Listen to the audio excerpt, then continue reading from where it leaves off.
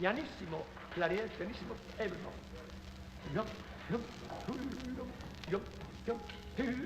Agitato alle piano.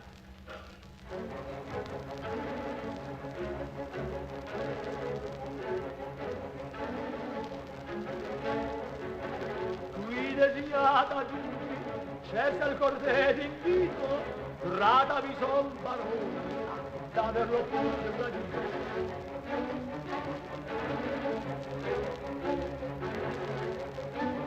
Il vedete, c'è un po'.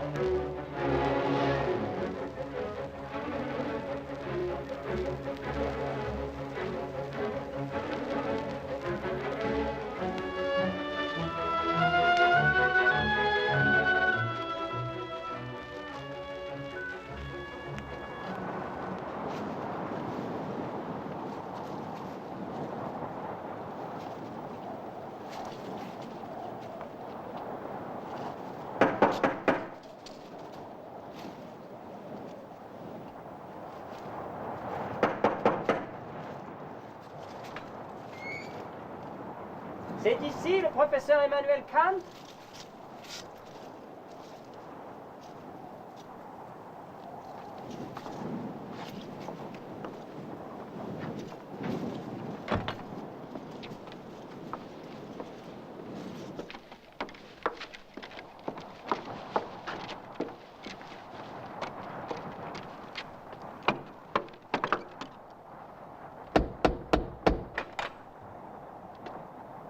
Le professeur Emmanuel Kant? Oui, c'est ici.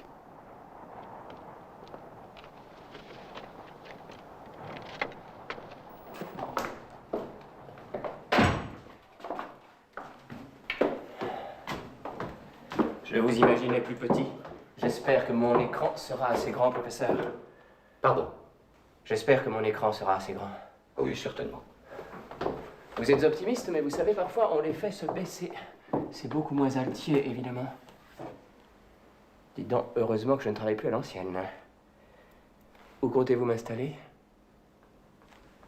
Pas ici, je suppose. Je pensais qu'il vous serait agréable d'exercer votre art dans le bureau. Très bien. Un professeur dans son bureau. Ça va être d'un chic. Par ici, s'il vous plaît.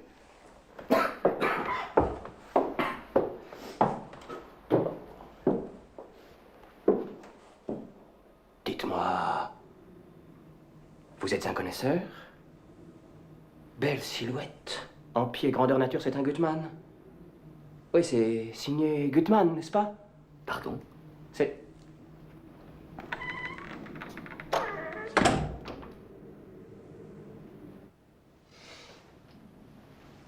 S'il vous plaît, monsieur.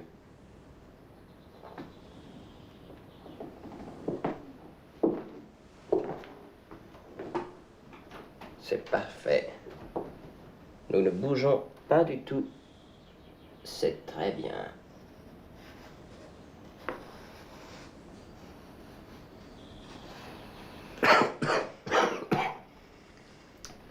Comment arrêter cette toux? Respirer la bouche ouverte irrite la trachée et excite la toux. Nul besoin de médication. Une opération mentale immédiate suffira. Détournons l'attention, concentrons-la sur n'importe quel objet. Détournons l'attention, concentrons-la. Détournons, concentrons. Détournons, concentrons. En même temps, freinons l'expiration de l'air. Irritons ainsi la trachée et excitons la salive par la même irritation. Freinons l'expiration, irritons la trachée, excitons la salive. Cette opération exige un très haut degré de fermeté dans la résolution et par là même engendre un d'autant plus grand bien.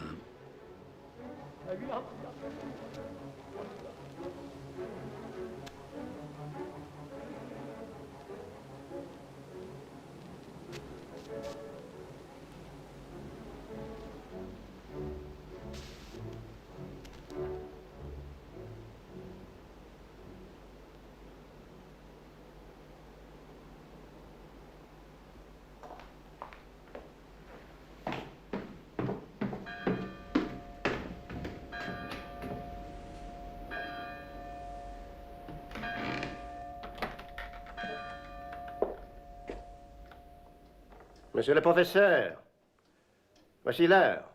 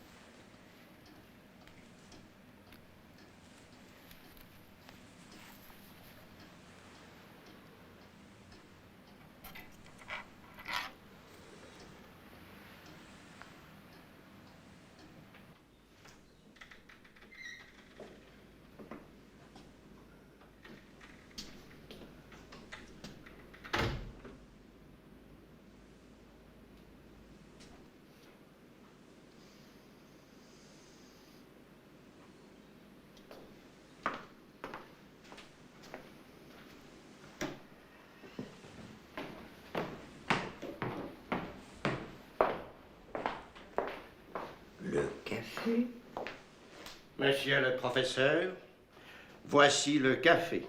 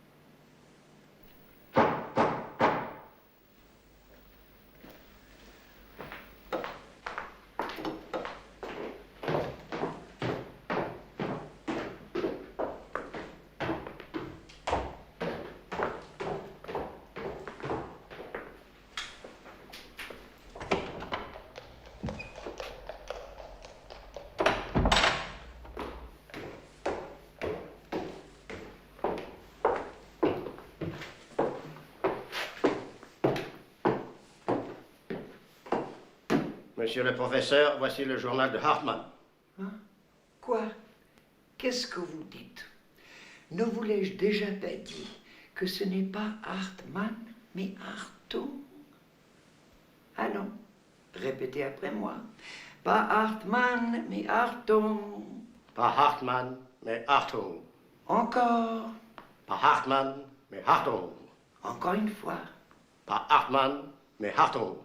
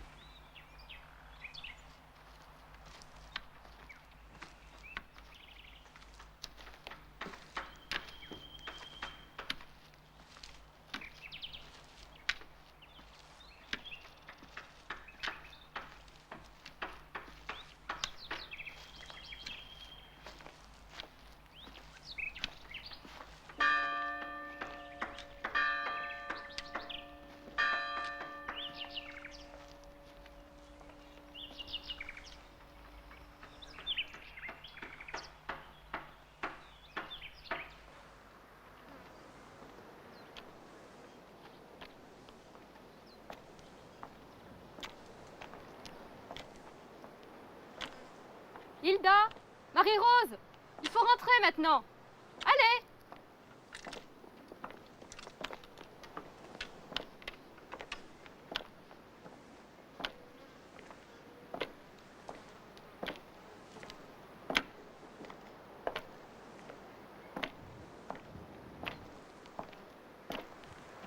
les gars! Au travail! Vous avez vu l'heure?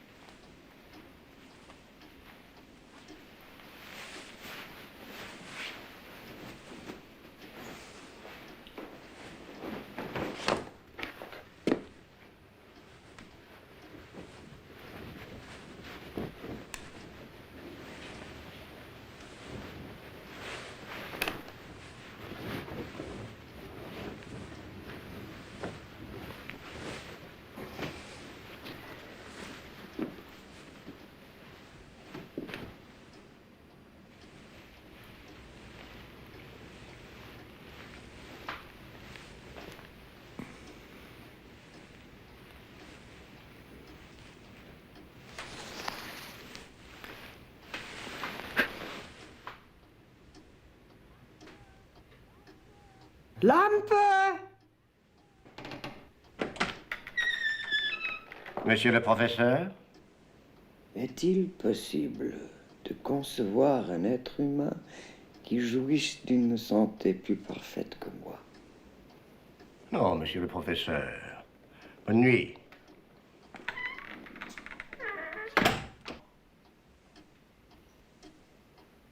L'entretien passe en général par 3 étapes. Premièrement, le récit. Deuxièmement, le raisonnement. Troisièmement, la plaisanterie. Quatrièmement, les nouvelles du jour. J'en ai 4. Le récit. Bon, pas 3, 4. Les règles d'un repas de bon goût sont... Ah voilà, il y en a 4. Choisir un sujet qui intéresse tout le monde. Eh bien, jeune homme. Ah monsieur, vous me sauvez. Vous qui êtes un habitué des dîners, dites-moi s'il vous plaît, la conversation passe bien par 4 étapes et doit se soumettre à 4 règles de bon goût? Allons, venez. Parce que j'avais noté 3. Les règles d'un repas de bon goût. Choisir un sujet qui intéresse tout le monde, ne pas laisser s'établir de temps mort, ne pas changer de sujet sans nécessité et ne pas sauter d'un thème à l'autre, ne pas laisser s'installer la manie d'ergoter. Mais oui, calmez-vous. Et dépêchez-vous. La forme de bien-être qui paraît s'accorder le mieux avec l'humanité est un bon repas en bonne compagnie. Chesterfield disait qu'elle ne devait pas être inférieure au nombre des grâces et ne pas excéder celui des muses. 100 000 volumes, n'est-ce pas? Sans être aussitôt saisi d'un sentiment de panique intérieure. Voici 100 000 livres, me disais-je. Et d'un autre côté, 300 livres par an sont le maximum de ce qu'un homme peut dire. à condition d'être extrêmement ce que vous n'êtes pas.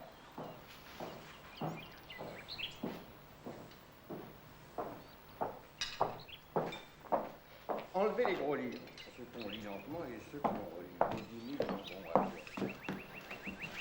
4 000, sans parler de ce qui s'est accumulé dans le passé. Quelle menace pour ceux qui étudient.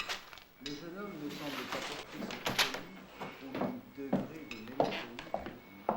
C'est qu'il n'a pas encore connu l'infime, la misérable, l'illustration.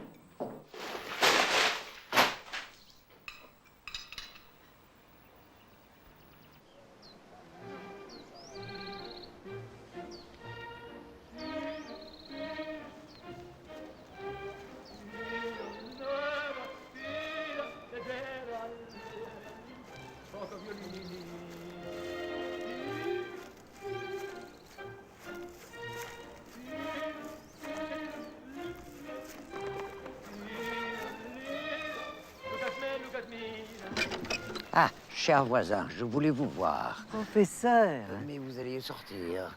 cher et grand philosophe, l'honneur de votre visite sera l'excuse à l'avance recevable que je donnerai de mon retard. Non, non, je reviendrai. Alors faites-moi la grâce.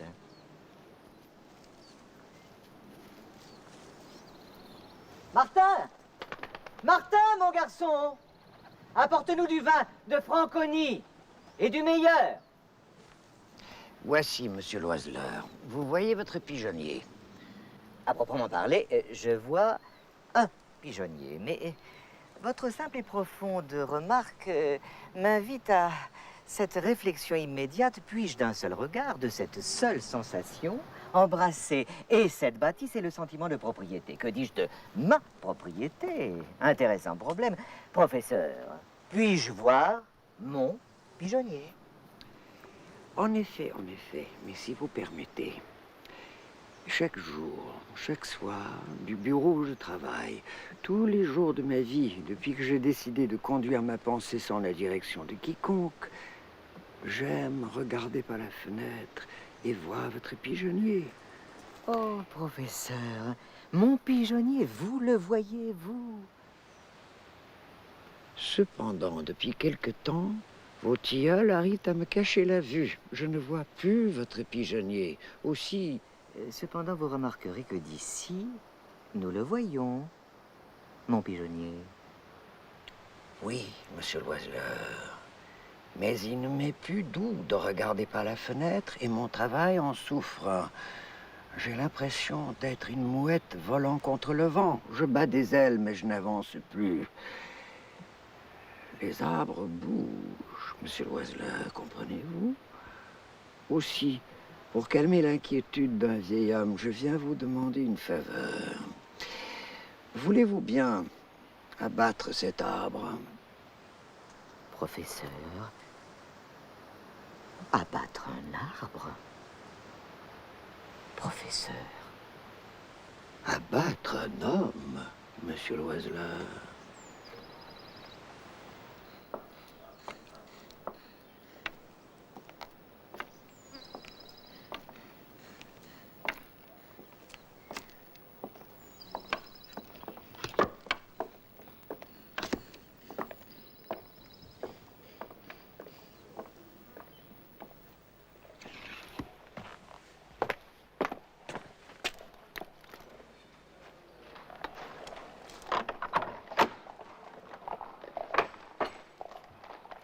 On n'en aura pas besoin demain.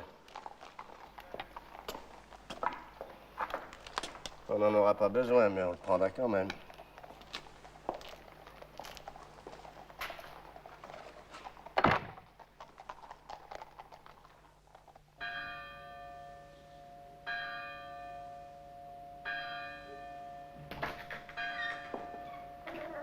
Monsieur le professeur, voici l'heure.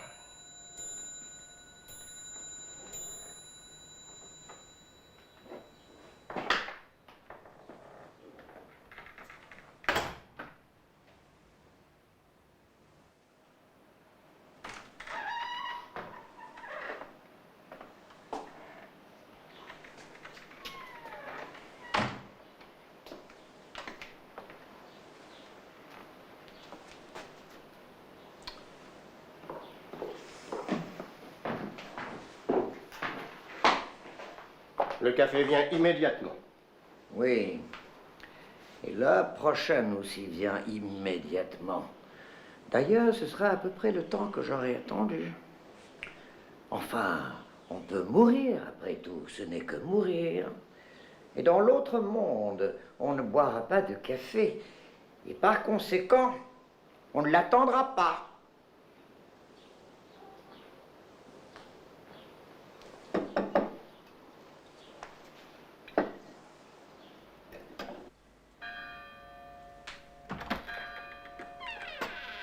Monsieur le professeur, voici l'heure.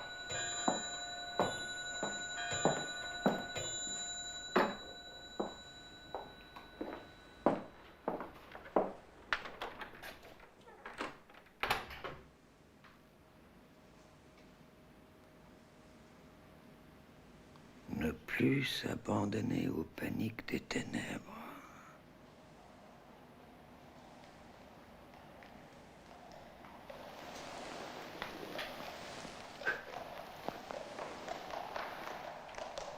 Ne plus s'abandonner aux paniques des ténèbres.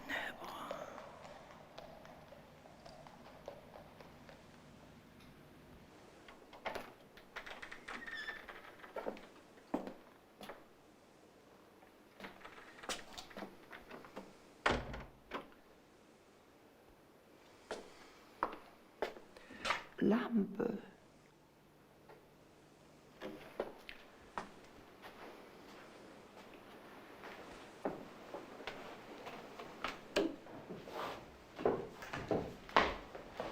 Monsieur le professeur, on va apporter le café tout de suite. On va. Mais voilà où le bas blesse, c'est qu'on va.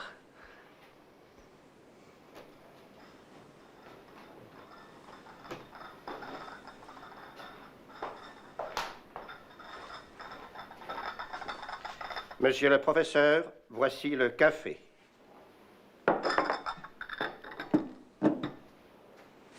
L'homme n'a jamais le bonheur. Il va l'avoir.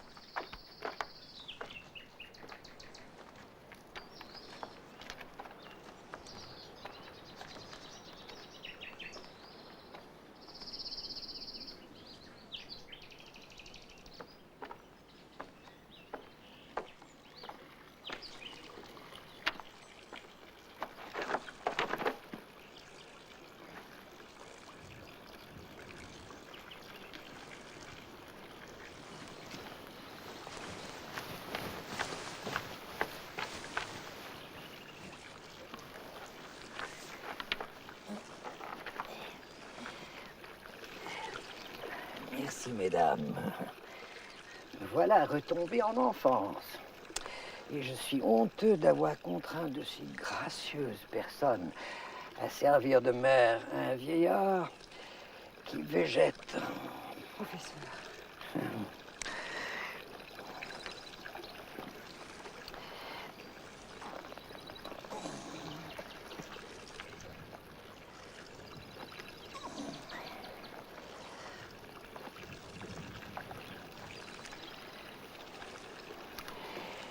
Je peux marcher, je peux dormir, je peux manger.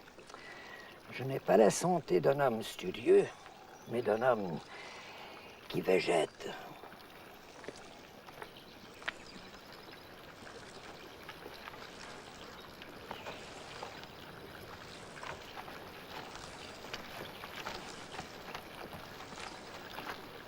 C'était le professeur Emmanuel Kant.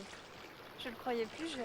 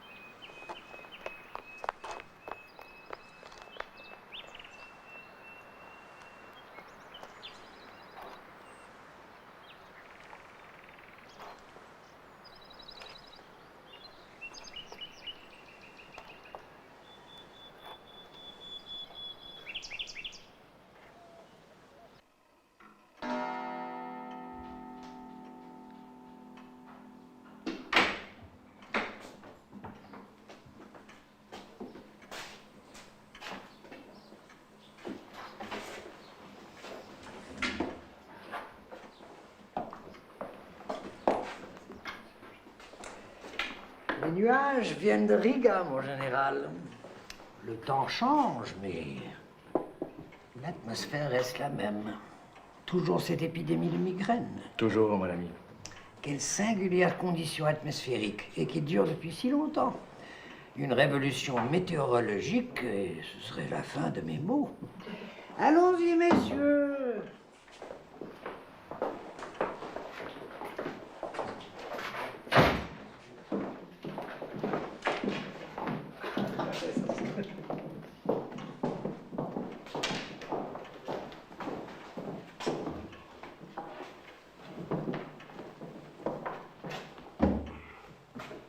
J'ai reçu ce matin une lettre de ce cher Yakman. Il vous transmet ses respects. Il se plaint d'une grande fatigue. Il travaille trop. Mais non, il est tout à fait imprudent. Je lui avais pourtant dit. Vous comprenez, il travaille, et intensément d'ailleurs, après le repas de midi et même le soir. C'est un régime qui agresse toutes les forces, surtout quand on n'est pas un athlète. Voilà bientôt 15 ans que j'ai abandonné ce genre fantasque d'emploi du temps.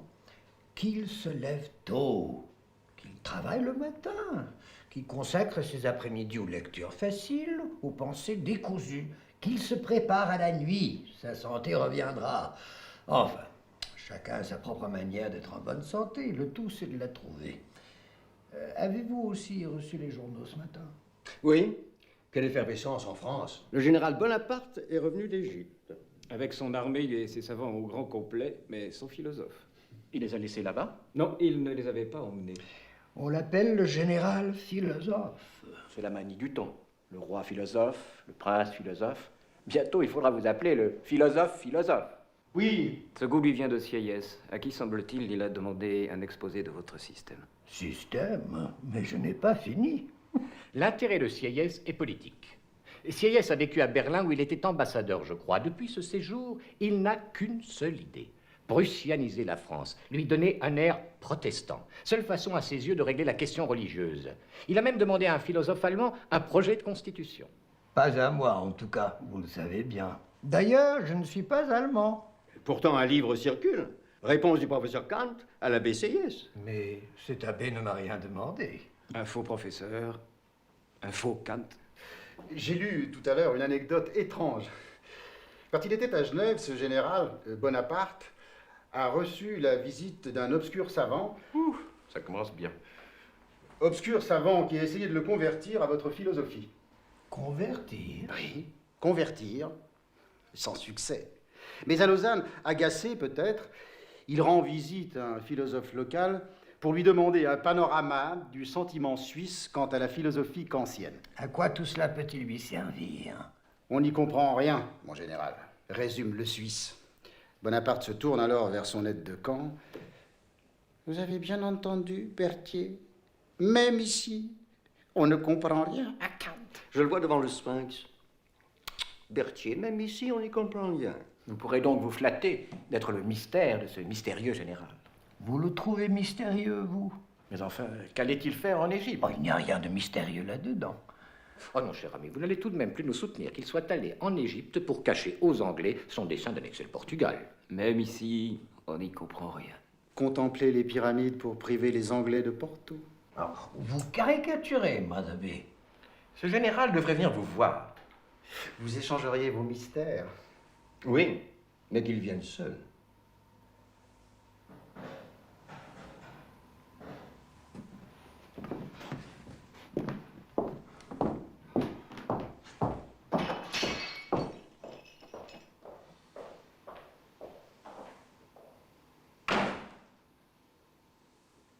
J'ai connu un homme, en ville,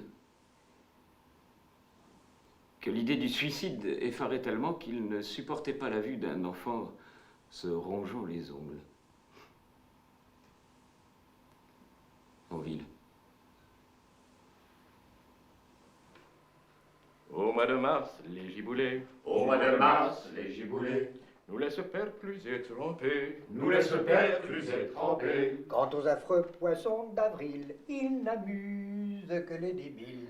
En mai, chacun fait ce qui lui plaît. En mai, chacun fait ce qui lui plaît. Le résultat est plutôt laid. Le résultat est plutôt laid. En juin, il fait beau et c'est pire. Dès qu'on fait 3 pas, on transpire. En juillet révolutionnaire. En juillet révolutionnaire. Les bassins remplacent les bains de mer. Les bassins remplacent les bains de mer. Les bassins remplacent les bains de mer.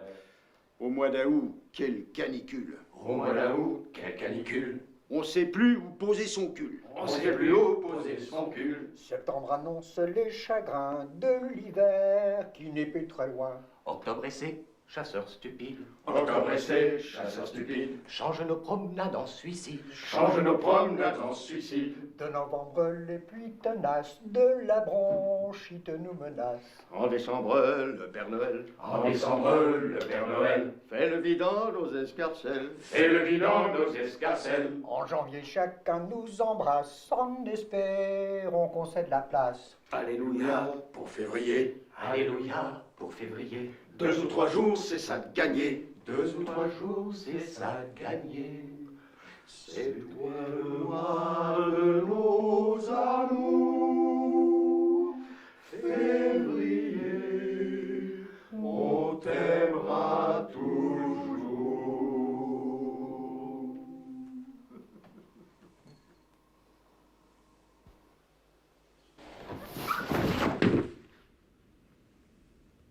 Allez, le professeur. Vous l'allez voir. Laisse-le tranquille.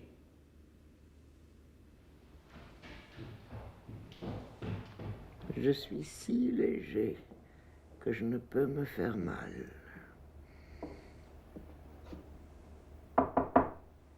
Entrez. Eh bien, professeur, qu'est-ce qui s'est passé? Rien un peu. Je suis si léger.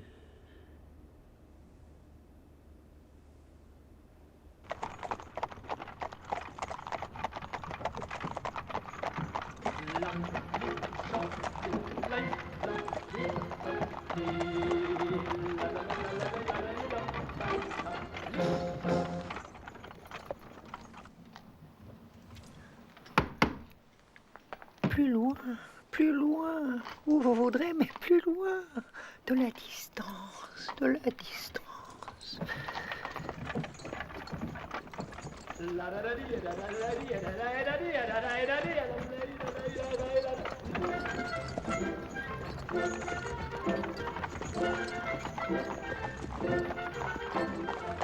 Venez à mon côté.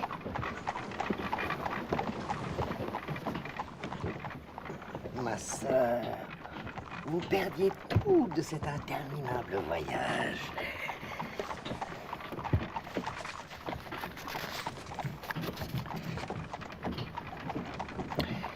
Les 3 mois d'été sont juin, juillet et août.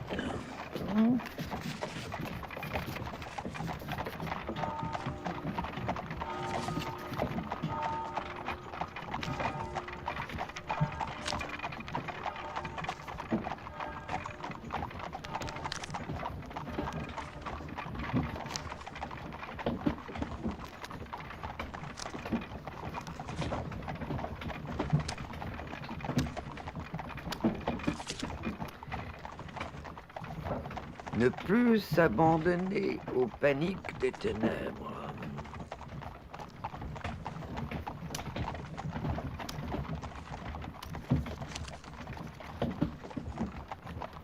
L'absence de vie qui suit la vie et la mort.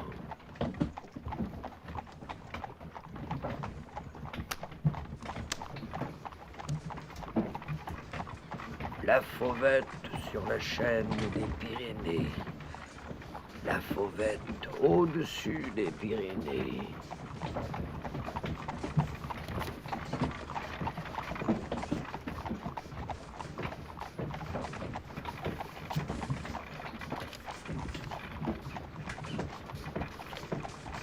La musique est une odeur qu'on respirerait contre sa volonté. Allez, allez.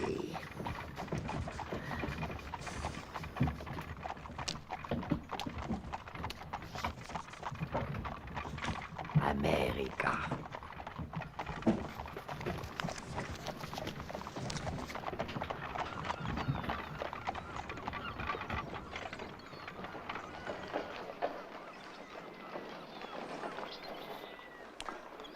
Le pont, la mer, le monde.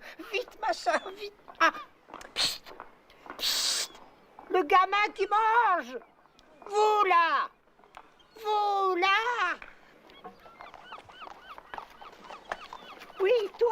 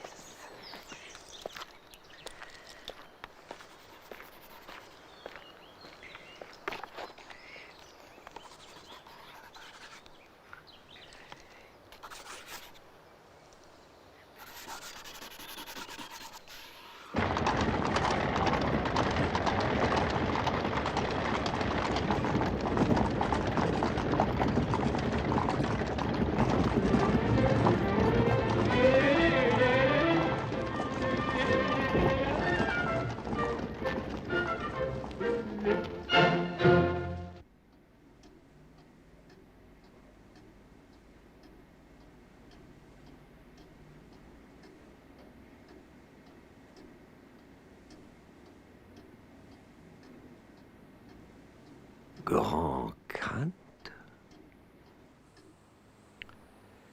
Grand Kant.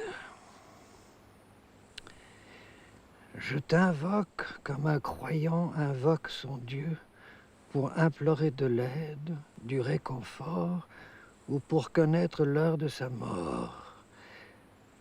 Les arguments développés dans tes œuvres me paraissent trop éloignés de l'existence immédiate. C'est pourquoi je cherche refuge auprès de toi.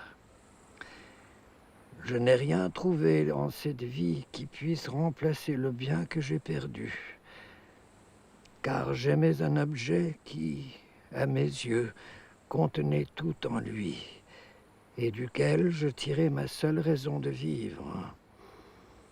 Avec lui, tout m'apparaissait futile, et tous les hommes, aussi réels fussent-ils, n'étaient plus qu'un charabia sans contenu. Mais cet objet, je l'ai offensé par un grand mensonge que je viens de lui révéler. Il n'y avait pourtant rien dans ce mensonge qui trahît un défaut de mon caractère, car de toute ma vie, je n'ai jamais eu à dissimuler de vice. Mais le mensonge seul lui a suffi, et son amour a disparu. C'est un homme d'honneur, et il me refuse donc pas son amitié ni sa fidélité, mais il ne reste plus rien de cet intime sentiment qui nous attirait spontanément l'un vers l'autre. Ah, mon cœur se brise en 1000 morceaux. Si je n'avais tant lu vos livres, j'aurais certainement mis brutalement fin à ma vie. Mais les conclusions que j'ai tirées de votre théorie me retiennent. Je ne dois pas mourir en raison des tourments que la vie m'inflige, mais je dois vivre, au contraire, en raison de mon existence. Mettez-vous donc à ma place, ou condamnez-moi. J'ai lu à la fois la métaphysique des mœurs et l'impératif catégorique. Rien n'y fait. Ma raison m'abandonne, alors que j'en ai le plus grand besoin.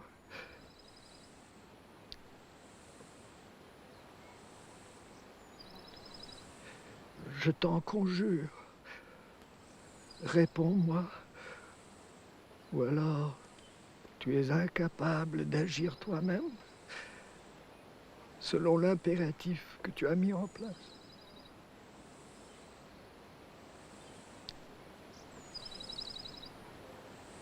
Vous allez lui répondre? Oui.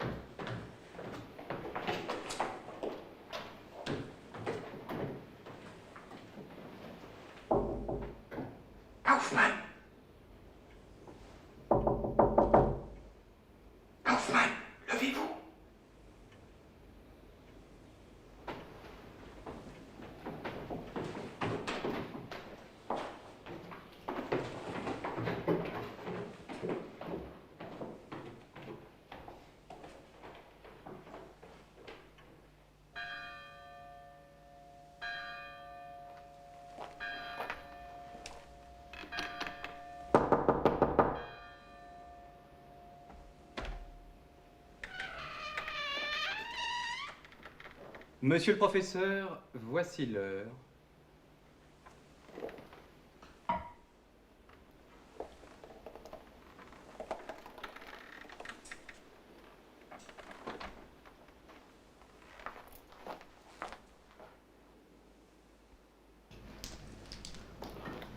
Monsieur le professeur, voici le café. Monsieur le professeur, voici le café.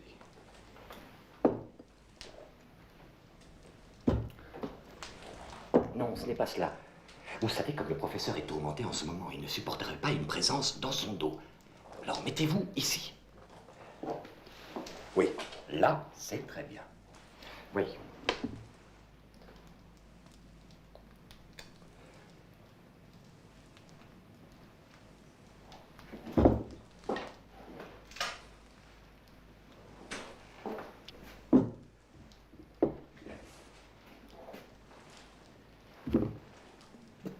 Essayons encore, voulez-vous?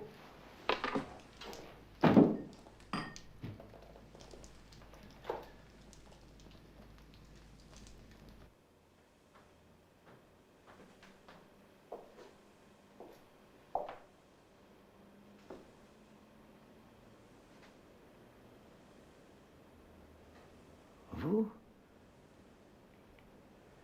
Est-il donc si tard? Lampe? Lampe? Cet animal aura oublié de me réveiller. Mais non. Lampe est parti.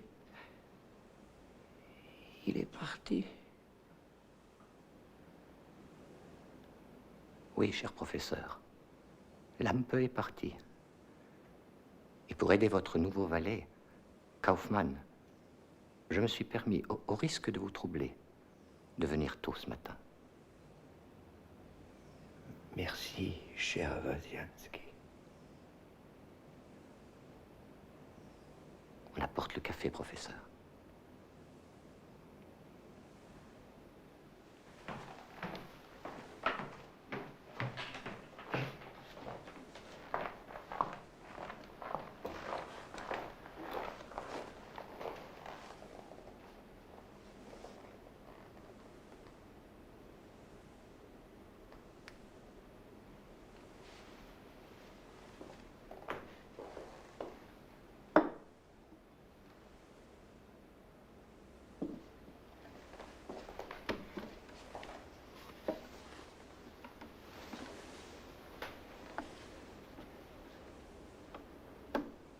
Tout va comme vous le souhaitiez, cher professeur.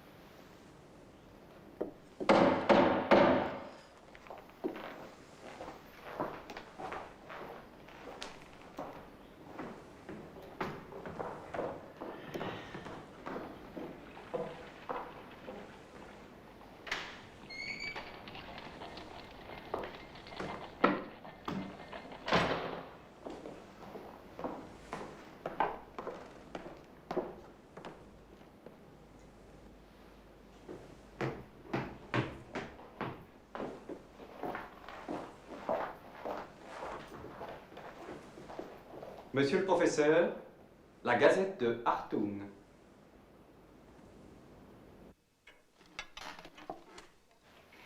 La première fois que je vous vis, vous veniez à peine de naître. Le temps passe, madame.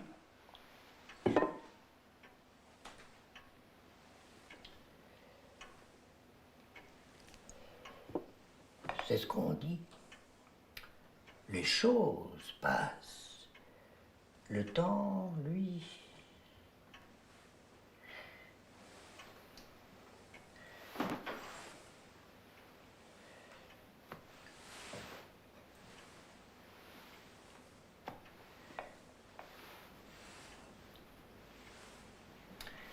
Un, deux,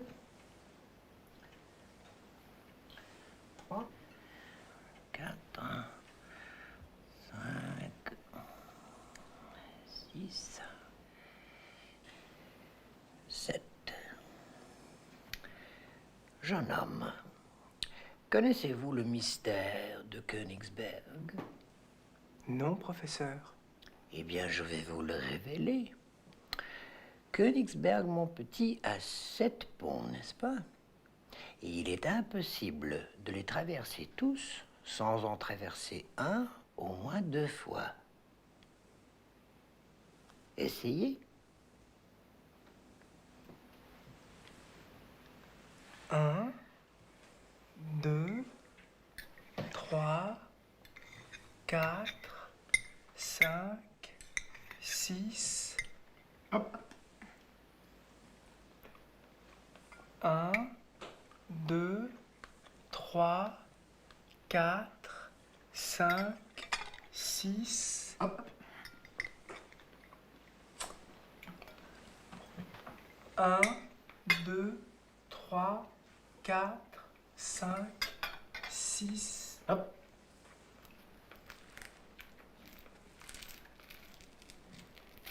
1, 2, 3, 4, 5, 6. Hop.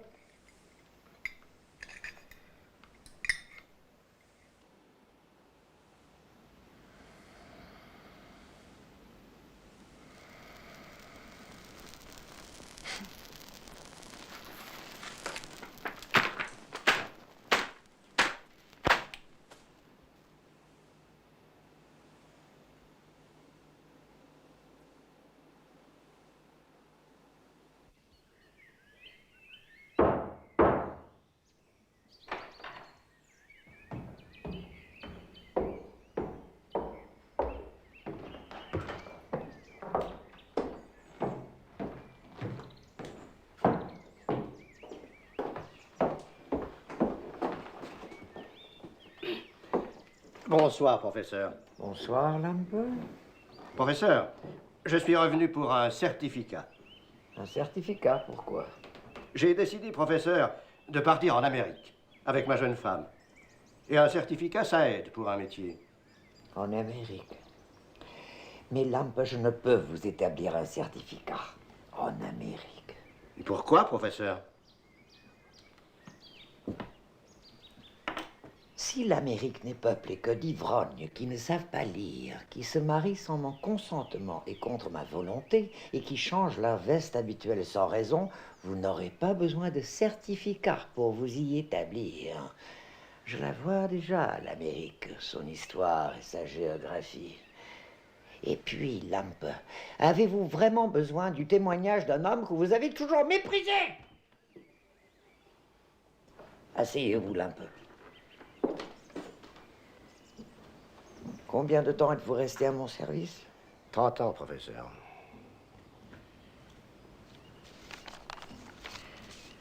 Lampe m'a servi longtemps et fidèlement, mais n'a pas fait preuve de ces qualités particulières qui conviennent au service d'un homme vieux et infirme comme moi.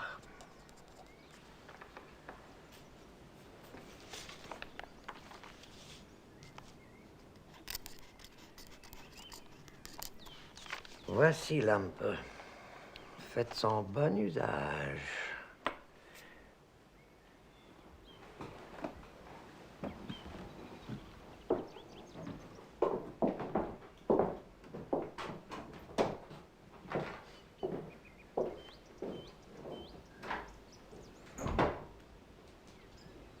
Ne plus cru se souvenir du nom de l'âme.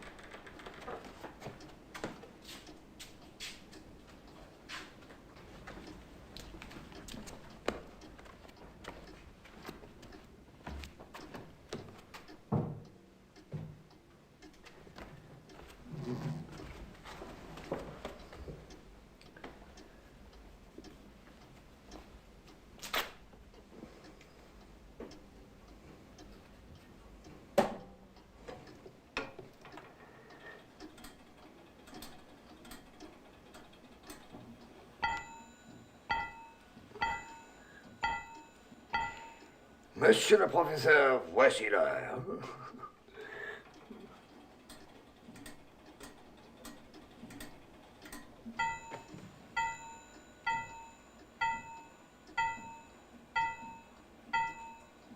Jeunes élèves.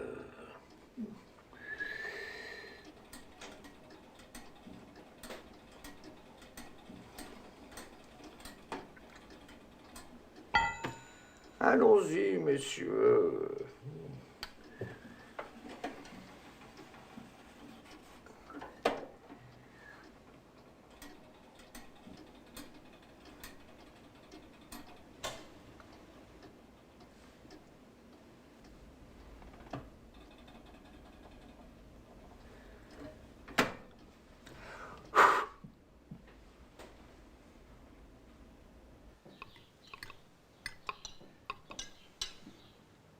Il existe une peuplade de la région des lacs africains, les Kikuyu, il me semble, dont le roi passe sa vie assis, attaché à une chaise, au milieu d'une forêt qu'on ne peut approcher qu'à genoux. Et bien plus, ce roi doit dormir assis, car s'il se couchait, le vent ferait autant et toute navigation deviendrait impossible. Et s'il se levait? Simagrée!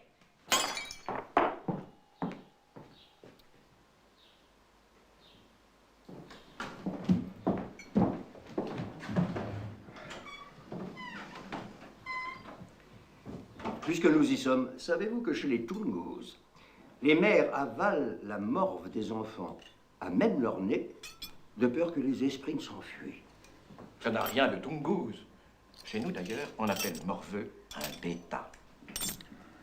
Simagrée.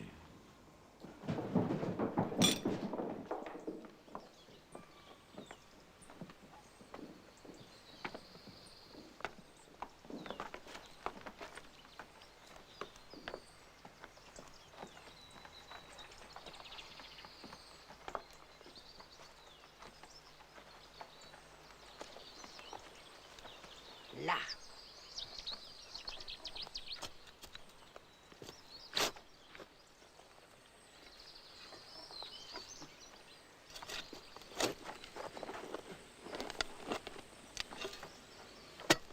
Profond, Kaufmann, il ne faut blesser personne.